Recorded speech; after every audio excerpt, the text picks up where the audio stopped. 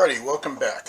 Today we're going to do a basically unboxing of an SST tool. Stupid Simple Tools.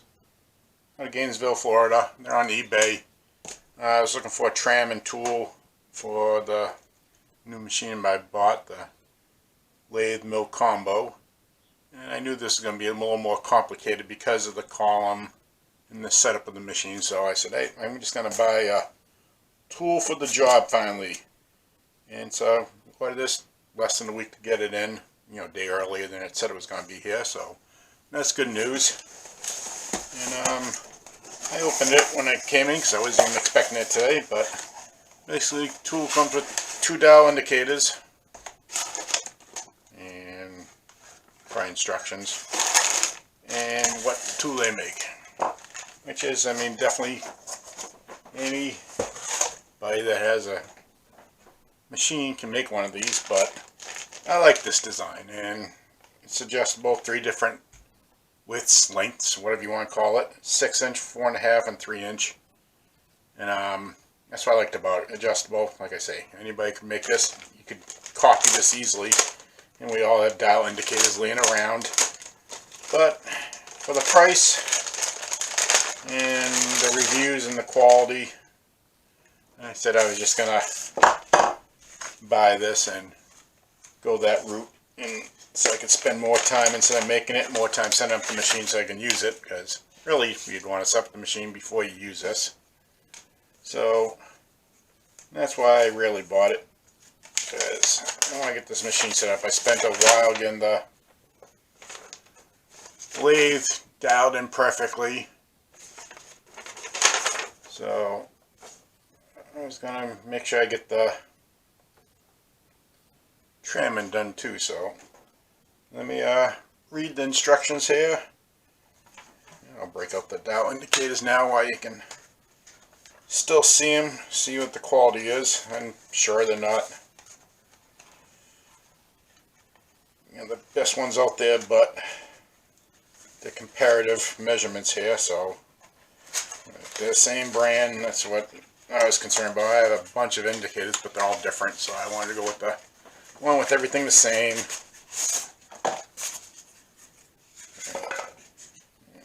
It came with the yellow face. On their site, you've seen some listing, some were white, some were yellow. I was hoping for yellow because I like the high contrast differences. These are up to 5/10,000ths of an inch accuracy, or reading.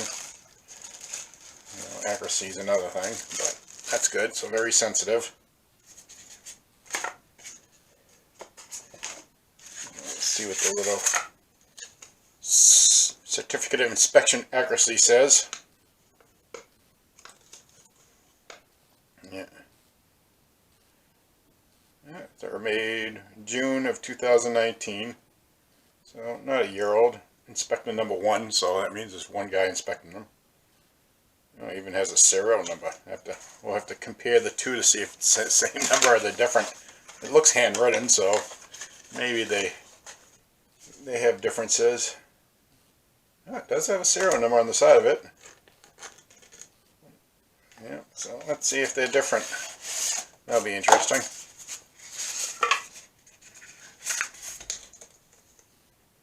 Yeah, different numbers. Inspector 1, same date.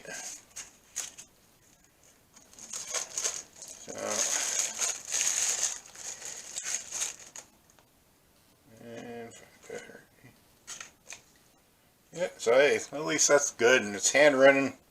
Does have serial numbers separately, so we'll see how they are. But I like that at least. At least a human had to touch them. Doesn't matter.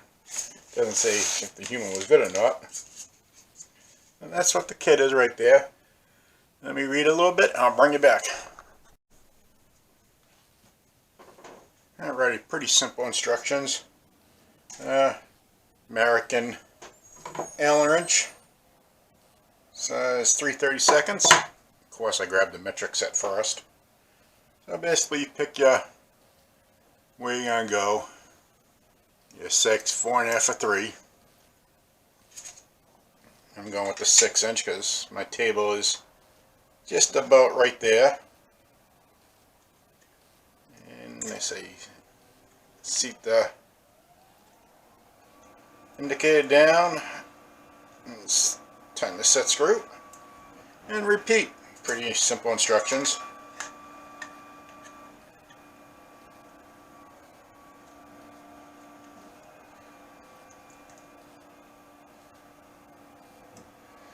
And gonna need a 1/2" collet.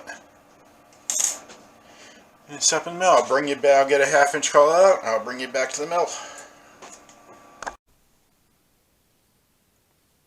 Alrighty, I'm gonna bring you back into calibrating the OTMT OT25531 multi-purpose machine. It's a lathe mill combo. I'll do a pull-out shot at the end so you can see the whole machine, but I got the camera set up so I can work and hopefully you can see some of the gauges. I ran through the setup one time dry already to make sure I know what the hell's going on here, and I'll show you what you're doing. So basically the first thing you want to do is, no two dial indicators are exactly the same. They measure, the starting point is never the same. So what you want to do is you want to get the same measurement from the same stationary spot to indicate the indicators. So I got 1x2x3 blocks. I've got 3 different sets, but one has no hole, one has a hole, and the other has all the holes. So I got no hole and a hole, so I can keep track of which one's which. I compared them already. They both are exactly the same. And, well, zero out, and then take the other block, no hole one, and 0 out. So both blocks are the same. So try to wipe down the block every time you move it here. So with 0, so this indicator is 0 to this block in this location. So we know that indicator is set. So now what we're going to do, we're going to take this other block. We know this block's the same as that one because we compared it with the same indicator. So we're going to spin the tram bar around. And I ain't going to take the camera with me because I tried on my dry run to see if I can get a shot. It takes too long juggling around, so you're going to have to trust me on this one. But, so, got the block set up here. Go around and, like I say, I just did a dry run. I'll bring it to 0. And probably a nice, very high quality dial indicator. That's where the difference will be here. Just turning the dial, excuse me, to get to 0. He's a little stiff. Should have moved them around a little bit, played with them, and maybe a little dry lube on there to make sure they spin easily. But like I say, I just unpacked it. I'm going with it. So that one's set at 0. Same place, same size block. So these indicators, they're both zeroed to the blocks. So I got the Allen key stuck in the collet holder so I can turn it easy without touching the tool itself. So what I'm going to do now is, the only variable here is the table. I am moving it into position. So I wanted to zero it, and they say to zero it in the same exact spot, so that's what I had on this center of the table. And the reason I got this set up from this company is it's a 6" it's adjustable, but it's 6" swing, and when I measured my table, it's it's like 6 1/4 inch, 6 1/2 inch. So I know I could get this set up all the way in, and the farther distance, the more accurate you can get. Scratching your head trying to hit 1/1000th of an inch. So I got those set, locked down the table, so hopefully the table will stay. I had the table locked down when I zeroed the gauges. So we'll read the gauge here. These are 5/10 So I got 1, 2, 3 thousandths reading here, and 1, 2, 3 thousandths there. So this machine is, I leveled the lathe head, and amazingly enough, this tram is good. I'll see if I can get in there so I can prove it to you. Come on, focus. You can see it's 2 thousandths back from the 5, so that's 3 thousandths. And you can see how the gauges are, the zero's in a different spot because I zeroed out the gauges here. See if I can get into this one here. So I got the tripod, the tables, legs, everything else is in my way. You can see that. 2 back from the 5. I wish it was.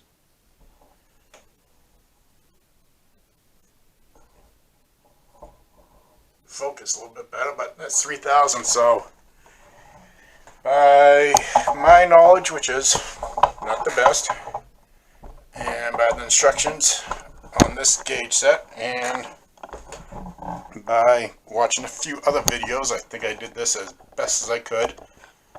The only variable is the table did move from where I originally zeroed the gauges, but that shouldn't make a difference. I proved the 1, 2, 3 blocks are precise. Table's clean. I stoned the blocks in the table, wiped it down. I set the indicators to 0. And I'm going to try to do, sideways on the table next. I might bring you back and record that. I have to plug this camera in though to charge it up. But this thing is pretty much dead on tramming. Maybe after looking very closely at the gauges, maybe a tenth. I mean, one's right past the 3 thousandths line. I mean, you can just see a slice of yellow, and the other one's dead on the 3 thousandths line. So maybe a tenth or 2 maximum. I say a tenth over 6 inches. I'm happy with that. I snugged down the head.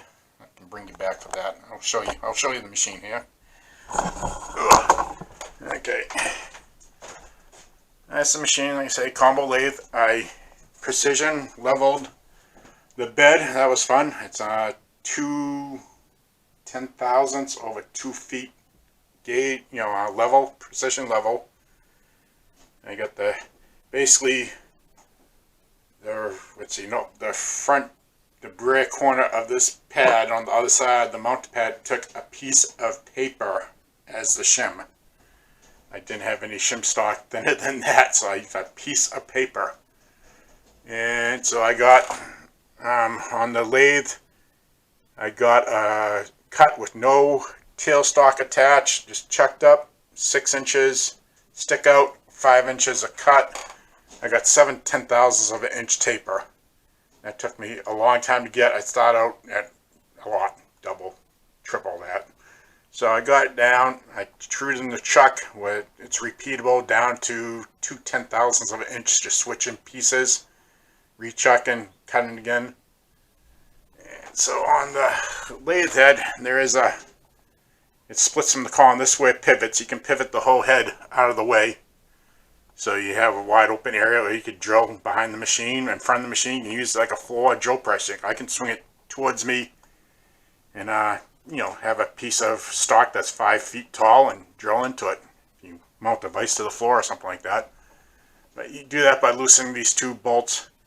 And this is the plate where it's adjustable. If I had to shim it, I'd have to lift this whole head, which I wasn't sure how I was going to do that because the motor alone is 70-something pounds. This is 100. I had to take this thing all apart to move it. So I was planning on, because I don't know if I'm going to move this or not, I was really planning on just shimming it right from the where it pivots, because I took this all apart, I cleaned it, I stoned it, I lubed it. But what I ended up doing is torquing these down evenly as I watched the gauges, and there's not true adjustment there, but it does change. If you tighten one up, then tighten the other one up, it totally changes it. So you tighten them evenly, basically step by step. If I had a torque wrench, digital one, you could probably get precise, but I went fail little by little, and that's how I got reading perfectly. I was about 1 thousandths off, almost 1 thousandths off over the 6 inches during my dry run. And that's what I was playing with before I turned the camera in. Just by torquing it correctly, because I just basically I think I snugged one up and snugged the other one up. And I got it perfect, so I was getting ready to shim right here temporarily, see what it would do. Then if that worked, I was going to raise the head off these Allen bolts that hold this plate down. And there's a big column that sticks up, that's why it pivots on. And I was going to just lift it up, just enough to shove a shim in there. But I'm glad I don't have to do that, but I still have to do side to side. I'm going to see how that is. But let me plug in the camera and I'll bring you back.